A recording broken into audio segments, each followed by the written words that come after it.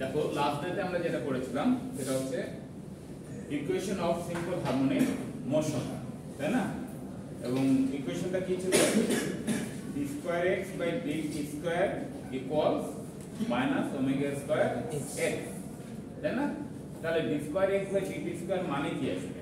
Acceleration, তাই না? দুইবার ডেরিভেটিভ করেছি না x কে, তাহলে এটা হচ্ছে অ্যাক্সিলারেশন ইকুয়ালস কি মাইনাস ওমেগা স্কয়ার। ওমেগা এর কি ছিল? অ্যাঙ্গুলার ভেলোসিটি, ঠিক আছে? আর x হচ্ছে ডিসপ্লেসমেন্ট। তাহলে this is the equation for simple harmonic motion. Done. আমরা আজকে যেটা করব the solution of differential equation of simple harmonic motion, যেটা আমরা করলাম আর কি, ইকুয়েশনটা বের করলাম, এটার সলিউশন বের করব। তাহলে দেখো এখানে আমরা ইকুয়েশনটাকে ধরে নিচ্ছি কি, মানে ধরো যে x equals xt to this equation as a function of x equals xt whose second time derivative is the function xt multiplied by the negative constant minus omega square, যেটা আমরা কি বলে ইকুয়েশনটা বের করলাম সেটারই এটা কি করেছে একটা ডেসক্রিপশন দিয়েছে, তাই না? এখন আমরা কিভাবে এটা সলিউশন বের করতে পারি সেটা দেখব, বা how can we solve it. তাহলে দেখো প্রথমে আসলে এটা আমি শুরুতেই বলেছিলাম, এটা কি আসলে double derivative of displacement. Double derivative করলে একবার ডেরিভেটিভ করলে বা ডিফারেন্সিয়েট করলে কি পাওয়া যায়? স্পিড, ভেলোসিটি, তাই না? দুইবার যদি আবার ভেলোসিটিকে যদি আবার ডিফারেন্সিয়েট করে তাহলে কি পাবো? অ্যাক্সিলারেশন।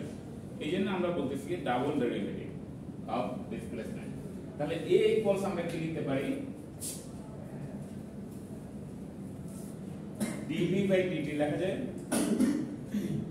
হ্যাঁ, dv বাই dt মানে v কে আমরা t এর সাপেক্ষে কি করছি? ডিফারেন্সিয়েট করছি, তাই তো? ওকে ডান। এখন দেখো এটাকে আমরা একটু সাজিয়ে লিখতে পারি, ইকুয়াল dv বাই dt। তাহলে যদি আমরা এইভাবে লিখি dv বাই dx ইনটু কি লেখা যায়? dx by dt। তাহলে কোন পার্থক্য আছে এই দুটোর মধ্যে? হ্যাঁ, নেই। তাহলে dx dx কি হয়ে যাবে? ক্যান্সেল হয়ে যাবে না? কেটে যাবে, তাই তো? উপরে নিচে তাহলে থাকবে কি dv বাই dt। তাহলে এটা সেম জিনিস। হ্যাঁ, তাহলে আমরা যে এখান থেকে যেটা আবার লিখতে পারি dv বাই dx আমরা রেখে দিলাম, dv বাই dx ইনটু কি আছে? dx by dt। f কি বলো? হ্যাঁ, সরি, আচ্ছা সরণ, আচ্ছা ঠিক আছে, সরণ বা ডিসপ্লেসমেন্ট আমরা কি করব? যে ডিসপ্লেসমেন্ট এটা, হ্যাঁ, ডিসপ্লেসমেন্ট। তাহলে ডিসপ্লেসমেন্টকে আমরা কি করছি? ডিফারেন্সিয়েট করছি। ডিসপ্লেসমেন্টকে যদি ডিফারেন্সিয়েট করি তাহলে আমরা কি পাবো? v। তাহলে dx বাই dt সমান আমরা কি লিখতে পারি? v। তাহলে ইনটু v। আমরা এই ইকুয়েশন ফাইনালি পেলাম। এখন দেখো আমরা ওইটা কি ইকুয়েশন নিয়ে আসি, a ইকুয়ালস কি পেলাম আমরা?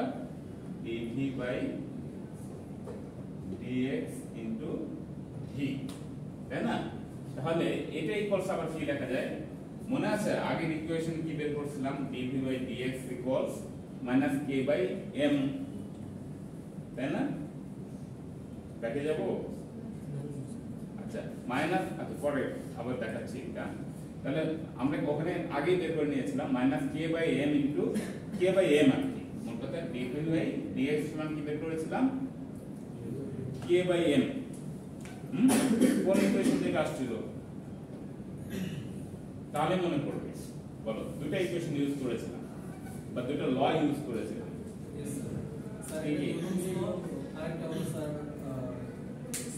একটা হুকস ল আর একটা নিউটনস ল, সেখান থেকে আসলো মাইনাস k বাই m। তাহলে মনে পড়েছে, তাই তো?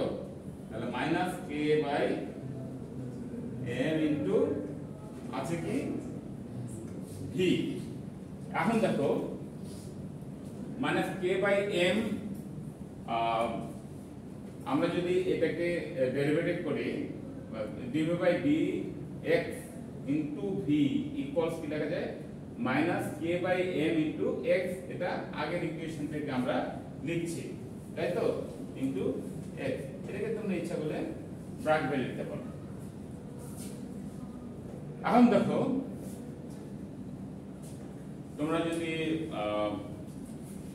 একটু মাল্টিপ্লাই করে নাও v ইনটু dv, তাই না, লেখা যায় v তো উপরেই আছে, তাই তো, মাল্টিপ্লাই মানে উপরেই আছে, তাহলে v ইনটু or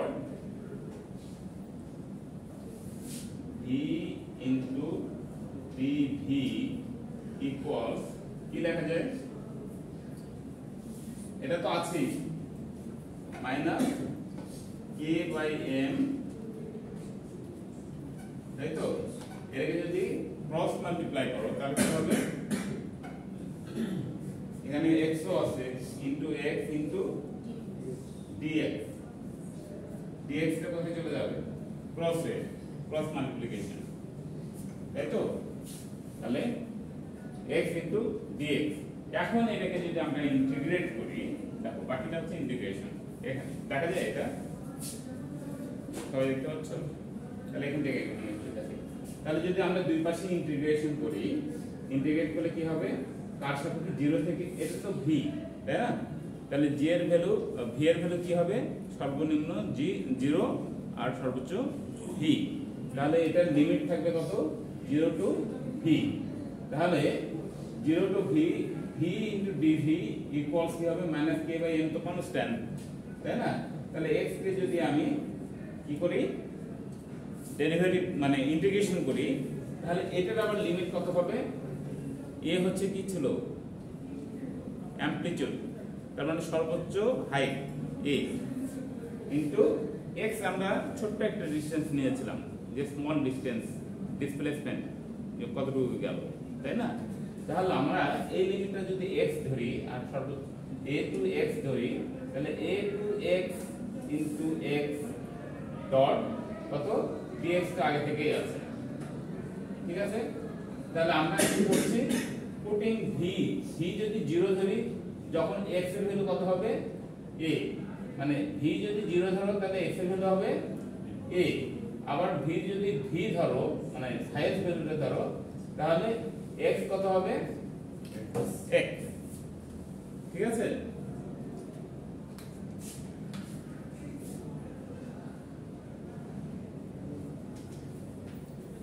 আচ্ছা, বাকিটা ইন্টিগ্রেশন, ইন্টিগ্রেশন যদি আমরা করতে যাই, তাহলে এটাকে যদি ইন্টিগ্রেট করি, তাহলে v এর ইন্টিগ্রেশন কত হবে, বা তোমরা জানো যে x এর ইন্টিগ্রেশন কত, শুধু যদি x হয়, x কে ইন্টিগ্রেট করলে কত পাওয়া যায়, করেছো না আগে, x কে যদি ইন্টিগ্রেট করো তাহলে কি হবে,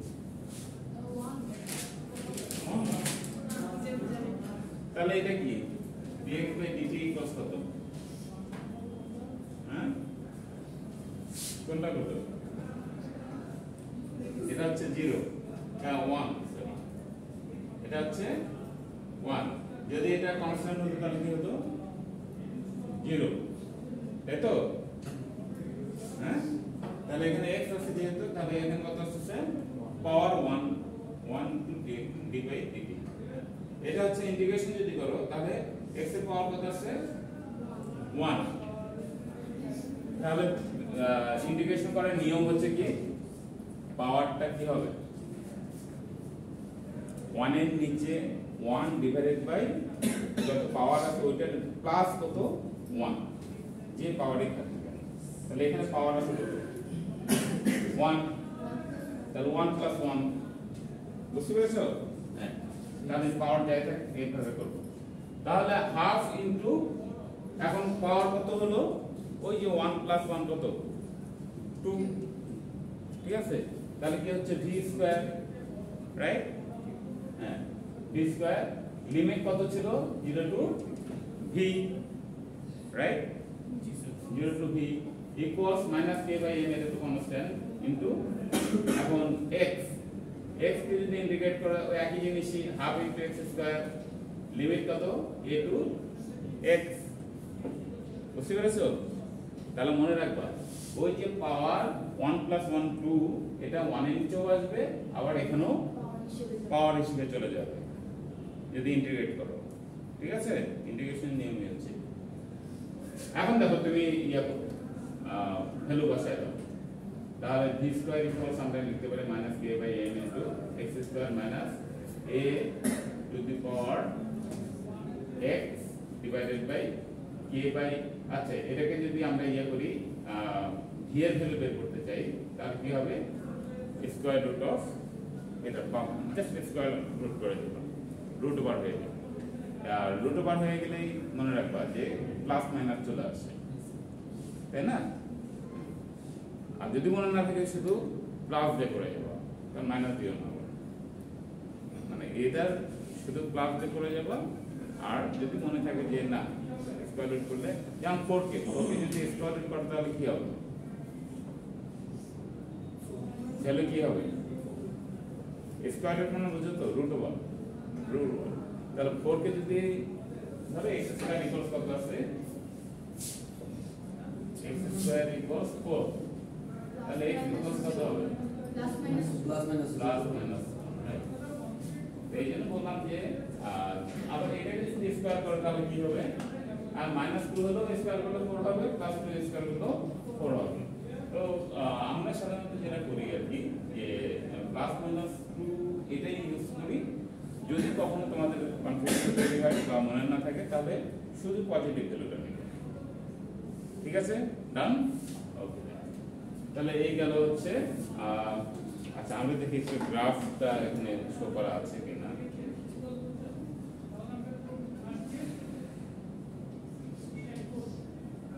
আচ্ছা এখানে গ্রাফটা শো করেছে আর কি, যেটা আমরা বের করলাম এটারই।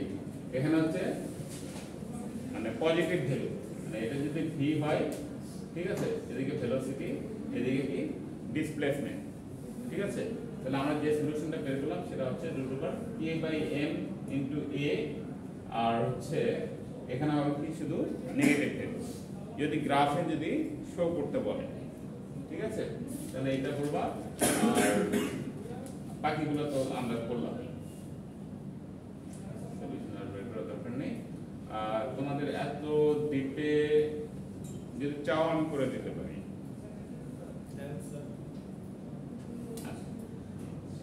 এটাও একই জিনিসই, সেটা হচ্ছে যে ভি এর ভ্যালু যেটা বের করলা তোমরা, আমরা বের করলাম না একটু আগে এই সলিউশনটা, হ্যাঁ, এটা বের করলে এটা কি করব আমরা আবার, এটা ভি এর পরিবর্তে কি লেখা যায় dx/dt, তাহলে dx/dt আর এটাকে এটা তো সেম থাকবে, dx ডিভাইডেড বাই dt এর পরিবর্তে আমরা যেটা লিখতে পারি,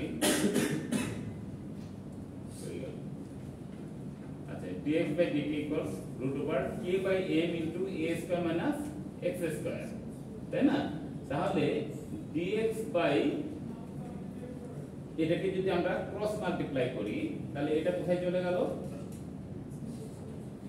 নিচে। বুঝছো তো, ক্রস মাল্টিপ্লাই বুঝছো তো, মানে জাস্ট কোনাকুনি যাবে, এর উপরে চলে যাবে আর নিচে চলে যাবে। তাহলে এরা যদি নিচে আসে, তাহলে আমি শুধু এই অংশটা নিলাম, এটা তো মাল্টিপ্লিকেশন, তাই না? এইটুকু অংশ যদি আমি নিয়ে আসি, এটার উপরেও কিন্তু রুট আছে, তাই না? এইটুকু অংশ যদি আমি নিচে নিয়ে আসি, তাহলে এটা কিন্তু এখানেই রয়ে যাবে, তাই না? তাহলে রুট ওভার কি আছে k/m ইনটু dt। তাহলে নাও at t equals 0 the displacement is x0, so আমরা এটাকে যদি ইন্টিগ্রেট করি, যে একটা x0 আর হাইয়েস্ট ভ্যালু কত x, x0 থেকে x পর্যন্ত যদি ইন্টিগ্রেশন করি, তাহলে কি হবে dx by a square minus x square equals integration of 0 to t, হ্যাঁ, যেহেতু এটা t এর সাপেক্ষে, তাহলে 0 টু t √k/m dt। দেখ দুই পাশে আমরা কি করেছি, ইন্টিগ্রেশন করেছি, নাথিং, ইন্টিগ্রেশন করেছি। ইন্টিগ্রেট করা মানে কি, ছোট ছোট কম্পোনেন্টগুলোকে কি করা, যোগ করা। আর ডিফারেন্সিয়েট করা মানে কি, তাহলে এখন দেখো ইন্টিগ্রেশন, এটা বাকিটা তোমরা জানো, তোমরা যদি ট্রিগোনোমেট্রি করে থাকো, করেছো তো, তাহলে এই ভ্যালুগুলো দেখো। ঠিক আছে কি যদি আমরা এটাকে ইন্টিগ্রেট করি তাহলে কি পাবো দিস ওয়ান এটাকে যদি ইন্টিগ্রেট করি তাহলে এটা পাবো ঠিক আছে এটা পুরোপুরি ট্রিগোনোমেট্রি থেকে আসছে এবং কারো যদি কোনো কনফিউশন থাকে you can ask your math teacher হ্যাঁ তোমাদের এই মুহূর্তে সম্ভবত তোমাদের ডিফারেন্সিয়েশন করাচ্ছে আর ইন্টিগ্রেশন করাচ্ছে নাকি আমি যদি ভুল বলে থাকি ও এখন লিমিটের পরেই তাহলে শুরু করবে হ্যাঁ বাট মনে ইন্টার করে আসছে তাই না জি স্যার করেছো জি স্যার মনে আছে হ্যাঁ মনে নাই স্যার একদিন রিভাইজ দিলে হয়ে যাবে একদিন রিভাইজ দিলে হয়ে যাবে আচ্ছা তাহলে এই যে এলো ছোট ছোট ফ্যাক্টর কিন্তু একটা জিনিস মনে রাখবে যদি তোমরা সায়েন্সে যেহেতু ঠিক আছে সায়েন্সে হয় কি যে এই হিসাবে ইউজ অনেক বেশি কারণ ম্যাথমেটিক্যাল ইকুয়েশন তোমাদের প্রচুর করতে হবে ঠিক আছে অবশ্য করতে করতে গেলে মুখস্থ হয়ে যায় একটা সময় চেষ্টা করবা মাঝে মাঝে দেখার তাহলে কি হবে এটা আবার রিমাইন্ডে চলে আসবে এইখানে রাইট আর আমি 1000 দিন ধরেও তোমাদেরকে বোঝানোর চেষ্টা করি না কেন যদি ওই মানে রুলগুলো যদি বারবার না দেখো তাহলে মাথায় থাকবে না ঠিক আছে ওই মুহূর্তের জন্য হয়তো বা ক্যালকুলেশনগুলো দেখবা তারপরে শেষ হয়ে যাবে কারণ এগুলো বাকিগুলো সলিউশন এবং you will apply your rules trigonometry হোক বা জিওমেট্রিক্যাল হোক ঠিক আছে যেটাই হোক না কেন রুলগুলো অ্যাপ্লাই করতে হবে ডান ওকে তাহলে আমরা শেষ পর্যন্ত এটা পেলাম আমরা ট্রিগোনোমেট্রি ইউজ করে আর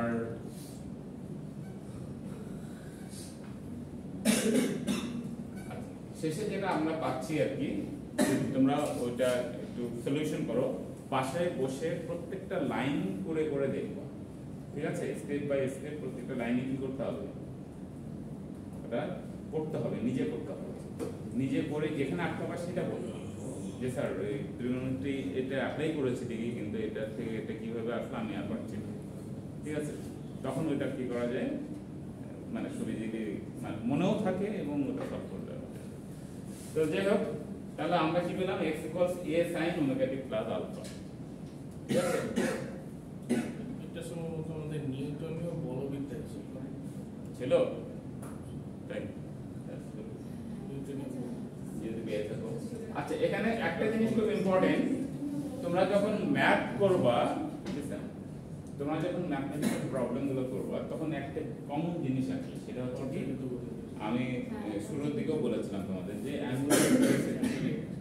অ্যাঙ্গুলার ভেলোসিটি আলাদা করে অনেক সময় বের করতে বলে ঠিক আছে তারপর ওটা আবার কি করতে হবে আমার একটা কারণ ওমেগার ইউজ প্রত্যেকটা ইকুয়েশনই আছে দেখেছো তো তাই না সেটা কি বলে আমাদের ইয়ে থেকে শুরু করে ডিসপ্লেসমেন্ট থেকে শুরু করে ভেলোসিটি অ্যাক্সিলারেশন সবগুলোতেই আছে তাই না তাহলে ওমেগার ভ্যালু আমাদের কি করতে হবে আগে বের করে নিয়ে তারপর ওটাকে বসাইতে হবে বসাই তারপর ডিসপ্লেসমেন্ট বের করো বা ভেলোসিটি বের করো এখন দেখো যে জিনিসটা আসবে ওয়ার ওমেগাটা কি ছিল অ্যাঙ্গুলার ফ্রিকোয়েন্সি বা অ্যাঙ্গুলার ভেলোসিটি আমরা দুটো এই টার্ম ইউজ করে থাকি ওমেগা ইকুয়ালস √k/m এই ফর্মুলা দিয়েও বের করতে পারো ঠিক আছে অর 2π/t এই ফর্মুলা দিয়েও বের করতে পারো এটা হচ্ছে সবচেয়ে কমন এটা তোমরা মনে হয় ইন্টারে করেছো ইন্টারে তোমাদের এই ফর্মুলাটা ইউজ করা হতো 2π/t টিটা কি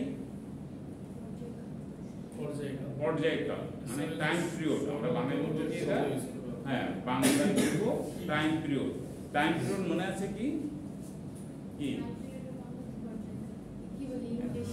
না না না মানে ইংলিশ বাংলা যেটাই হোক না কেন এটা মানে কতটুকু সময়কে আমরা পর্যায়কাল বলবো মনে করো একটা পেন্ডুলাম যদি তুমি মাঝখান থেকেও চিন্তা করো তাহলে এই পাশ থেকে এই পাশে গিয়ে মানে হাইয়েস্ট পয়েন্টে গিয়ে ফিরে আবার এখানে পিক পয়েন্টে গিয়ে আবার মিডলে যখন আসবে তখন একটা পর্যায় অথবা এক সাইড থেকে যদি ধরো তাহলে গিয়ে আবার সেখানে ফিরে আসলে তখন একটা পর্যায় সবচেয়ে হ্যাঁ ভালো ডেফিনেশন হচ্ছে যে from one extreme point to another extreme point ঠিক আছে, বা সেম পজিশনে ফিরে আসবে সেটাকে আমরা কি বলি টাইম পিরিয়ড, বা আরো মানে শর্টলি বলতে গেলে to complete one full oscillation, time taken to complete one full oscillation is called time period, তাই না? এগুলো মানে তোমরা অলরেডি এগুলো ডেফিনেশন জানো, মানে ডেফিনেশন হয় কি যে তুমি যেভাবে দিতে পারো বাট কারেক্ট হতে হবে, ঠিক আছে, এইটাই হচ্ছে ব্যাপার। তো যাই হোক এগুলো তোমাদের টাইম পিরিয়ডের মানে ইয়ে আসবে না, ডেফিনেশন আসবে না, তোমাদের জানার জন্য শুধু যদি ভুলে গিয়ে থাকো এটা। আচ্ছা, এই গেল হচ্ছে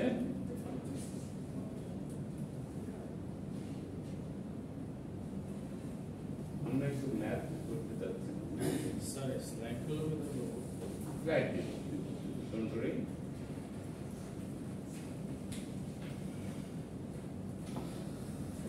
আচ্ছা, এইটা একটা খুব ইম্পর্টেন্ট জিনিস, যেটা হচ্ছে total energy of vibrating particle indicating simple harmonic motion. একটা পার্টিকেল যদি সিম্পল হারমোনিক মোশনে অসিলেট করতে থাকে, তার কি থাকবে? দুইটা এনার্জি থাকবে, দুই ধরনের এনার্জি থাকবে। কি কি?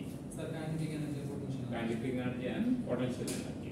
তাহলে আমরা এটা তো জানি যে পটেনশিয়াল এনার্জি কি কি স্যার স্থির অবস্থায় যে শক্তিটা সঞ্চিত থাকে স্থির, মানে স্টোরড এনার্জিটাকে বলা হয় স্ট্যান্ডিং অবস্থায়। তাহলে স্টোরড এনার্জিটাকে কি বলা হচ্ছে? Potential potential energy. এক্সাম্পল ব্যাটারিতে যেটা থাকে। হ্যাঁ, বলতে পারো, ডেফিনেটলি তোমার মধ্যেও আছে। আমরা বলি না পটেনশিয়াল, হ্যাঁ, এই শব্দটা খুব ইউজ করি, বিশেষ করে প্লেয়ারদের ব্যাপারে খুব বলা হয়।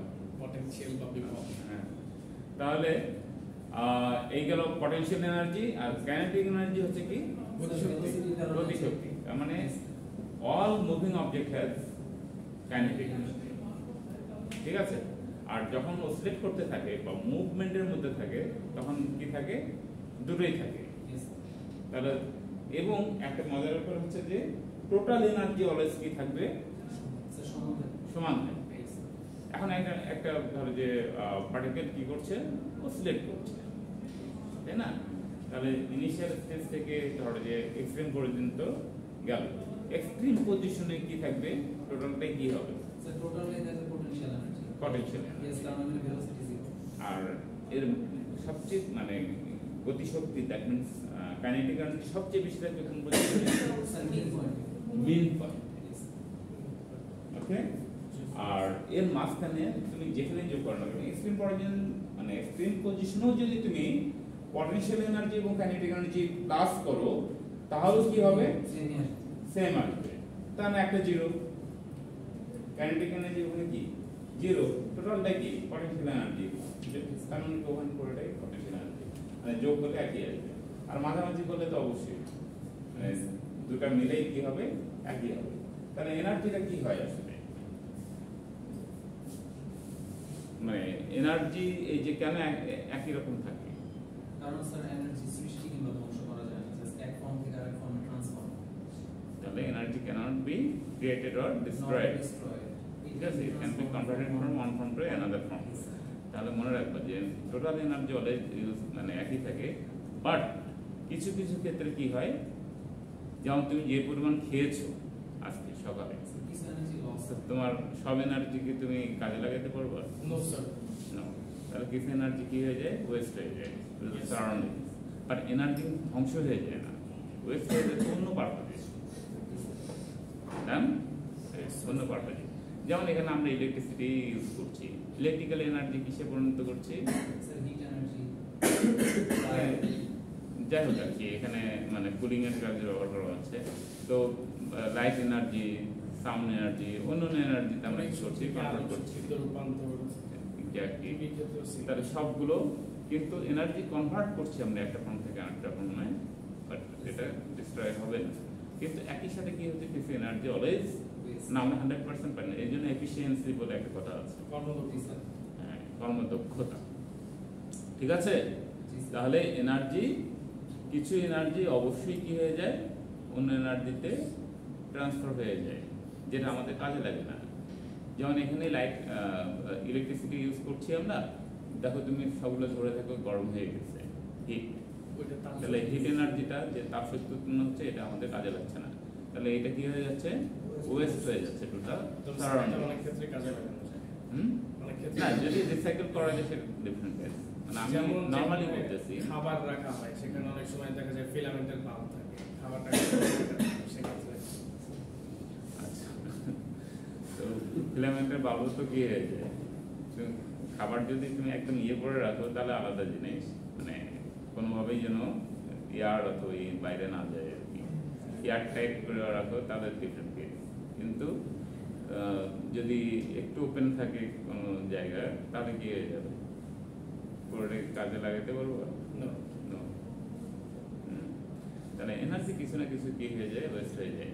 এই জন্য তুমি দেখবা যে যখন কোনো একটা ইলেকট্রিক্যাল ডিভাইস কিনতে যাবা তোমরা, ইলেকট্রিক্যাল ডিভাইস সেটা যে টাইপের হোক না কেন, হ্যাঁ, সেটা যদি মোশন তৈরি করে, ধরো একটা ব্লেন্ডার কিনতে গেলাম, ব্লেন্ডারের গায়ে কিন্তু লেখা থাকে কত পার্সেন্ট এফিসিয়েন্ট, ঠিক আছে, মানে হাইয়েস্ট হয়তো 80% এফিসিয়েন্ট, 90% এফিসিয়েন্ট হতে পারে, তাই না?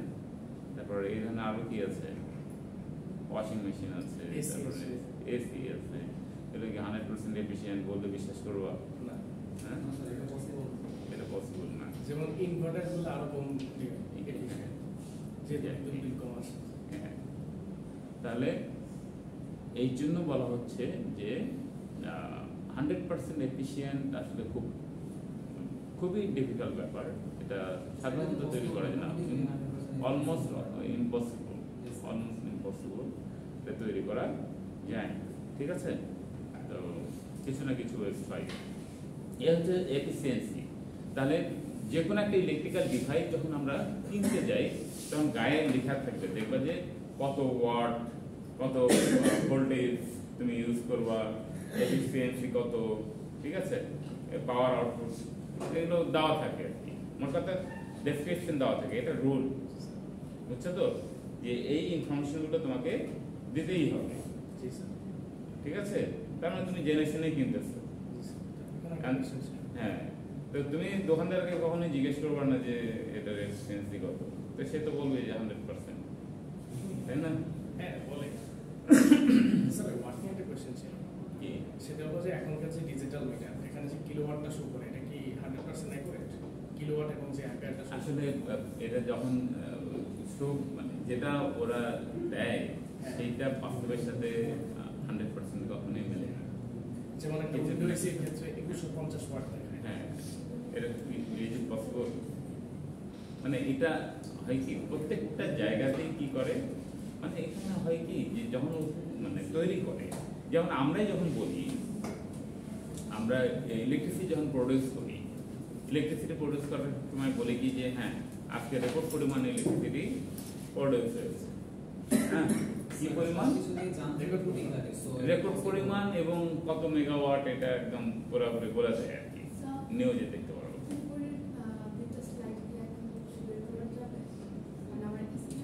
আচ্ছা, না ঠিক আছে, দিচ্ছি।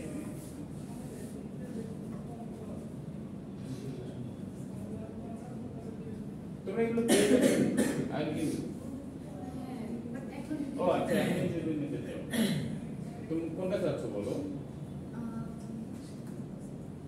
স্যার, যে ডিসপ্লেসমেন্টের যখন আমরা ইন্ট্রোডিউশনটা করেছি, নিচে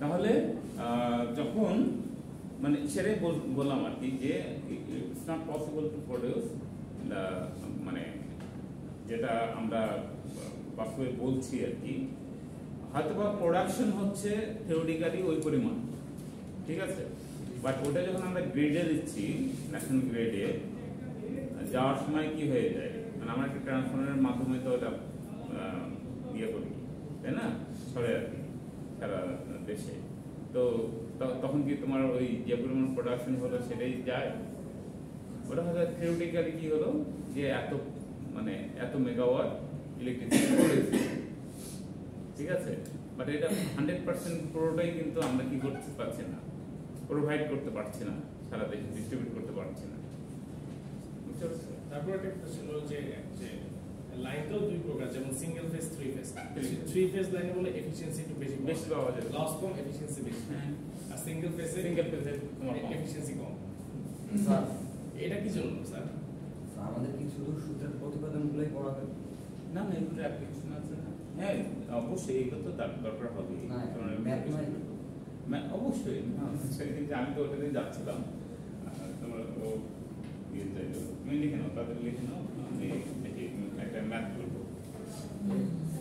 ইকুয়েশন যেখানে আছে, একটা যে মনে রাখো, যেখানে ইকুয়েশন আছে সেখানে কি আছে? একটা অ্যাপ্লিকেশন আছে, ম্যাথ আছে। ঠিক আছে, ম্যাথ থাকবে। আর ম্যাথ না থাকলে মার্ক করবো কি করে? হ্যাঁ নাকি কোনটা ভালো, কোনটা ভালো? ম্যাথ ভালো নাকি থিওরি ভালো? দুটোই ভালো। ম্যাথ বেশি হবে। ম্যাথ ম্যাথ বলো স্যার। কারণ ম্যাথ থেকে অনেক কিছু জানা যায়। থিওরি না জানলে ম্যাথ করবো না। থিওরি না জানলে ম্যাথ করা যায়, আর ম্যাথ না আর জানলে মুখস্থ করে থিওরি আসে। দিয়ে কোনো কাজ হয় না। আচ্ছা, আমরা তর্কে না যাই, সবচেয়ে বড় কথা যে ইকুয়েশনও জানতে হবে, ম্যাথও করতে হবে। তবে এটা ঠিক যে ম্যাথ করতে গেলে তোমার অনেক সময় ইকুয়েশন পুরোটা না জানলেও চলবে, মানে ডেরিভেটিভ গুলো, তারপর হচ্ছে মানে প্রত্যেকটা স্টেপ না জানলেও চলবে। হ্যাঁ, সেখানে মানে এটা তোমাদের জানতে হবে, বাট আমি বলতেছি যে না জানলেও ম্যাথ করা যাবে আর কি। যে মূল ইকুয়েশন যদি তোমরা জানো, তাহলে জাস্ট আমরা ভ্যালুগুলো যদি ওখানে বসায় দিতে পারি, তাহলেও কি হবে? You can calculate. ঠিক আছে, এই জন্য ম্যাথটা হচ্ছে কি ইজিয়ার। স্যার এক্সামে কি প্রতিপাদন আসবে নাকি জাস্ট ম্যাথ আসবে? বাবা দুটোই আসবে। হ্যাঁ, এখন তোমার এক্সামের যে সিস্টেমটা আর কি, আমরা সাধারণত কোশ্চেন যেটা করি যে লাইক 1 নম্বর কোশ্চেনে 3টা পার্ট থাকে।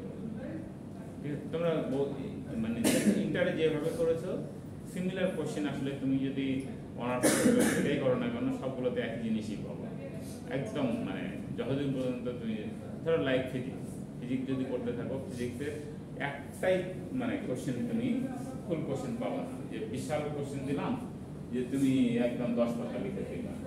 হ্যাঁ, তো এরকম সুযোগ নাই। তুমি লেখো অল্প, কিন্তু এটা ভেঙে ভেঙে দেওয়া হয় মার্ক অনুযায়ী। দেখবে মার্ক ডিপেন্ড করে মার্কের উপরে। আবার মার্ক ডিস্ট্রিবিউশনে যেটা হয় সেটা হচ্ছে যে গুরুত্ব অনুযায়ী। একটা ডেফিনিশনে তোমার কত মার্ক থাকতে পারে, না 1 মার্কও থাকতে পারে, তাই না? যদি ডেফিনেশন হয়। যদি আমি ইকুয়েশন ফর্ম করতে বলি তাহলে মিনিমাম 4 মার্কস, মিনিমাম 3 থেকে 4 মার্কস তো অবশ্যই থাকবে। ধরো যে টোটাল একটা কোশ্চেনে 10 মার্কস আছে, তাহলে 4 মার্কস মিনিমাম থাকা উচিত। তারপরে হচ্ছে এই রিলেটেড হয়তো আমি কি করলাম, একটা ম্যাথ দিলাম, তার মানে এ বি সি এরকম কোশ্চেন থাকবে। কোশ্চেন প্যাটার্নটা এরকম 1 এর এ বি সি। তাহলে সিতে যদি তোমার ম্যাথ থাকে, তাহলে আমার এই ফর্মুলা ব্যবহার করে আমি কি করব? Math solution. ম্যাথ সলিউশন করব, ম্যাথের রেজাল্ট। ঠিক আছে, তাহলে ক্যালকুলেশন করতে পারি, ম্যাথে ফুল মার্ক। জি স্যার। ঠিক আছে, এই হচ্ছে। তো ম্যাথে একটু সুবিধা হচ্ছে যে ম্যাথে you can just get full marks, মানে 1 মার্কও কাটা নাও যেতে পারে যদি তোমরা ইকুয়েশনটা লিখে জাস্ট বসিয়ে ক্যালকুলেশনটা ফুললি করতে পারো। That's all.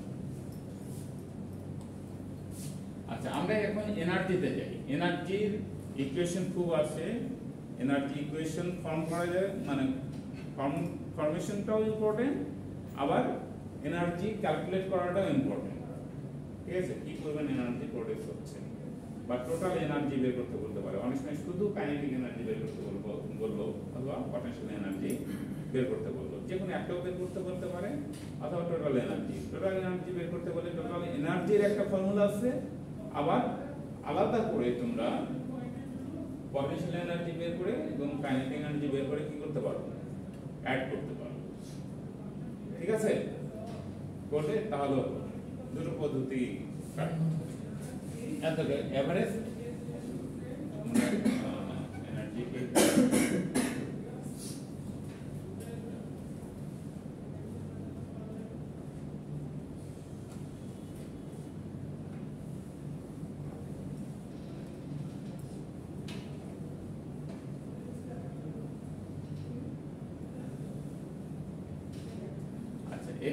এই পর্যন্ত করেছো না? Graphical representation average kinetic energy of a body executing simple harmonic motion. তাহলে আমরা ডিসপ্লেসমেন্টের ফর্মুলা দেখেছিলাম, the displacement of a vibrating particle is given by y equals a sin omega t plus alpha. Alpha হচ্ছে একটা মানে কি angle, হ্যাঁ, কতটুকু অ্যাঙ্গেল মানে ডেভিয়েশন। তাহলে y equals a sin omega t plus alpha. আমরা যদি ভেলোসিটি বের করি তাহলে কি হবে? v equals dy by dt, right? তাহলে এখন এটাকে খালি ডিফারেন্সিয়েট করব। dy বাই dt ইকুয়ালস কি লেখা যায়? sin থিটার দিয়ে কি cos থিটা, তাই না? তাহলে sin থিটা হচ্ছে cos থিটা। তাহলে a cos থিটা বলতে এখানে কি মিন করছে? Omega t plus alpha. তাহলে ওমেগা t প্লাস আলফা, কিন্তু এখানে আবার কি আছে? মানে a cos omega t plus alpha. If n is the mass of the vibrating particle, the kinetic energy at any instant equals half mv square. আমরা দুটোই জানি, half mv square হচ্ছে কি কাইনেটিক এনার্জি k, ঠিক আছে? আর potential energy formula মনে আছে? mv, ঠিক আছে? তাহলে এখন দেখো হাফ এম ভি এর ভ্যালু তোমরা এখানে বসিয়ে দাও, ভি তো বের করেইছো, স্কয়ার করে দাও, ঠিক আছে? হাফ এম কি আসবে? a square omega square cos square omega t plus alpha, right? Okay. The average kinetic energy of the particle in one complete vibration, ঠিক আছে? average kinetic energy of particle in one complete vibration, এটা তো একটা অংশের kinetic energy বের করলাম। একটা particle কি করছে? মুভ করছে, তাই না? এটা একটা অংশের আমরা বের করলাম। তাহলে ইন্টিগ্রেট করতে হবে না? হ্যাঁ, সবগুলোকে।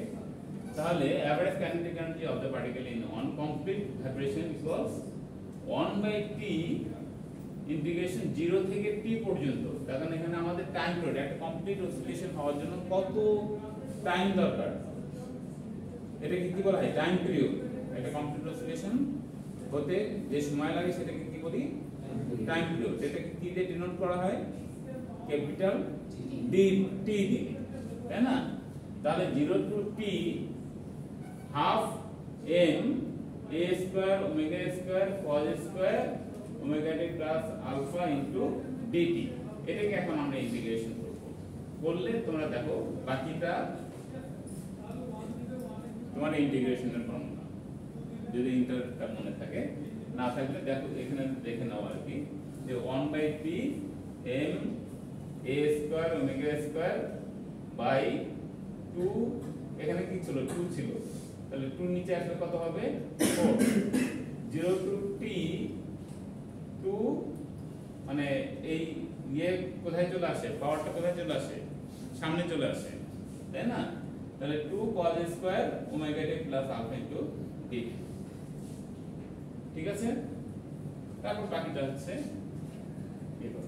এখন একটা জিনিস মজার ব্যাপার হচ্ছে যে যখন তোমরা এই পর্যন্ত ক্যালকুলেট করবা, ইন্টিগ্রেশনটা করবা, করার পরে আমরা integration 0 to t cos square মানে cos 2 omega t plus alpha into dt equal 0 ধরব। এটা হচ্ছে এই যে এই ভ্যালুটা, ঠিক আছে?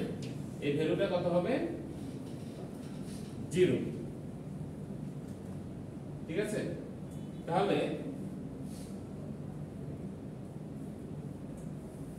ফাইনালি আমরা এটা পাচ্ছি, আচ্ছা এটা এখান থেকে দেখো আর কি। তাহলে এই এটা কত আসছে? 0। তাহলে এভারেজ কাইনেটিক এনার্জি ইকুয়ালস কত আসছে? তাহলে বাকি অংশটুকু m a square omega square by 4t into limit কত ছিল? 0 থেকে ক্যাপিটাল T পর্যন্ত। তাহলে ইনটু t প্লাস এটার ভ্যালু কত? 0, ঠিক আছে? তাহলে এটাকে তোমরা এখন ক্যালকুলেট করো, মানে বাকিটা m a square omega square by 4, এটাই হচ্ছে কি এভারেজ কাইনেটিক এনার্জি। এটা আমরা এটা কার সমান আসলে কার সমান হাফ কে কে এর ভ্যালু দেখো আমরা কে এর আগে আচ্ছা এখানে করে নিয়েছিলাম নাকি আগে করেছিলাম m omega square m omega square equals k লেখা যায় মোট কথা ওই মানে শুরুতে একটা ইকুয়েশন মনে আছে আমরা যেটা করেছিলাম আর কি ইয়ার বুকস ল থেকে m omega square a equals কত a m ওমেগা স্কয়ার বুঝতে পেরেছো তাহলে সেখান থেকে আমরা লিখতে পারি ইকুয়ালস 1/4 তো আছেই ওটা m ওমেগা স্কয়ারের পরিবর্তে আমরা কি লিখতে পারি k ঠিক আছে k ইনটু আর a স্কয়ার তো আছে তাহলে এইটাও লেখা যায় এভারেজ কাইনেটিক এনার্জি অথবা এই ফর্মুলাটাও লেখা যায় যদি k এর ভ্যালু দেওয়া থাকে তাহলে আমরা কোন ফর্মুলা ইউজ করব এই ফর্মুলাটা ইউজ করব তাহলে k এর ভ্যালু সরাসরি বসায় দেব ঠিক আছে আর যদি ওমেগা আবার বের করতে বলে তাহলে তো আমাকে এই ফর্মুলা ইউজ করতেই হবে বুঝছো তাহলে ওমেগা স্কয়ার আমরা ওমেগা ইচ্ছা করলে ব্যবহার করতেও পারি আবার কেও ব্যবহার করতে পারি যখন যে তার ভ্যালু দেওয়া থাকবে তখন সেই ফর্মুলাটা ব্যবহার করে আমরা এনার্জি বের করব তাহলে কাইনেটিক এনার্জি আই হোপ এটা বুঝতে পেরেছি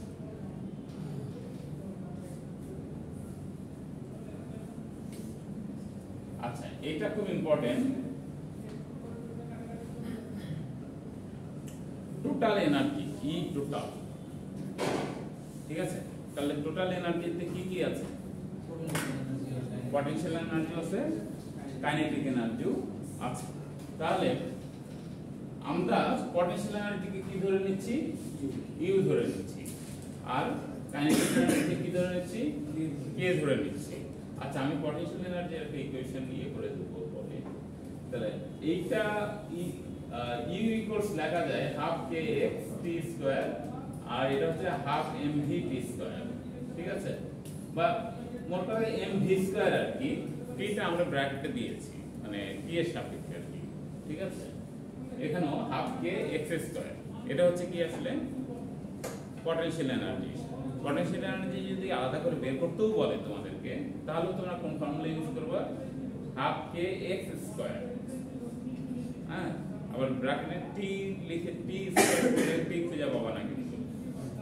ওকে হাফ কে এক্স স্কয়ার এটা মেইন ফর্মুলা এখন হাফ কে এক্স এর ভ্যালু আমরা জানি a cos ওমেগা t আর মানে v এর ভ্যালু আমরা জানি কত minus omega a sin omega t দুটোই আমরা বের করেছি আগে তাহলে দুটো ভ্যালুই বসায় যে যদি স্কয়ার করি তাহলে এটা স্কয়ার করলে জাস্ট বাকিটা স্কয়ার আর কি নাথিং তোমরা দেখো এখানে যদি কোনোটা নিয়ে কনফিউশন থাকে এখনো বলতে পারো এটা স্কয়ার করে দিলে দেখো এটা আসে এটা স্কয়ার করে দিলে এটা আসে তারপর তোমরা এখান থেকে কমন নাও হাফ কে a স্কয়ার কমন নাও যায় নিলে কত আসে cos square omega t plus sin square omega t okay তাহলে আমরা জানি মানে এটা যদি থিটা ধরো তাহলে sin square theta plus cos square theta বা cos square theta plus sin square theta এটার ভ্যালু কত 1 রাইট তাহলে 1 তাহলে 1 যদি হয় তাহলে আমার আসতেছে কত হাফ কে a স্কয়ার এর হচ্ছে অ্যামপ্লিটিউড ঠিক আছে তাহলে টোটাল এনার্জি ফর্মুলা হচ্ছে এইটা তাহলে আমাদেরকে যদি টোটাল এনার্জি বের করতে বলে তাহলে কি করব যদি স্কেল করতে বলে বা ড্রাইভ করতে বলে তাহলে কিন্তু পুরোটা লিখে তোমাদের কি করতে হবে ক্যালকুলেশন করে শো করতে হবে যে টোটাল এনার্জি ইকুয়ালস হাফ কে a স্কয়ার ঠিক আছে আর যদি শুধু ম্যাথ আসে আর কি সেক্ষেত্রে কে এর ভ্যালু হয়তো দেওয়া থাকবে রাইট অথবা কে যদি দেওয়া না থাকে কে ইকুয়ালস আমরা জানি কি তাহলে ওটা ভ্যালু বসাই দিয়ে আমরা কে এর ভ্যালু বের করে নেব নিয়ে এখানে কে এর ভ্যালুটা বসাই দেব ঠিক আছে মানে তোমাকে ক্লু দেওয়া থাকবে মানে আননোন কোনো কম্পোনেন্ট ওখানে দেওয়া থাকবে না ঠিক আছে so you can calculate the math তাহলে এটা ম্যাথ থাকে আমরা ম্যাথ করব কি পরে আজকে করব না নেক্সট ডে করব তাহলে হাফ কে স্কয়ার এটা আর এটা অলওয়েজ কি থাকবে আর একটা জিনিস বলেছিলাম যে এটা সবসময় কি থাকবে constant total energy always total energy equals কি অলওয়েজ কনস্ট্যান্ট বুঝতে পেরেছো তাহলে এটা যে হাফ কে স্কয়ার এটা সবসময় কি থাকবে কনস্ট্যান্ট ডান তার কোনো এনি কনফিউশন কোনো কোশ্চেন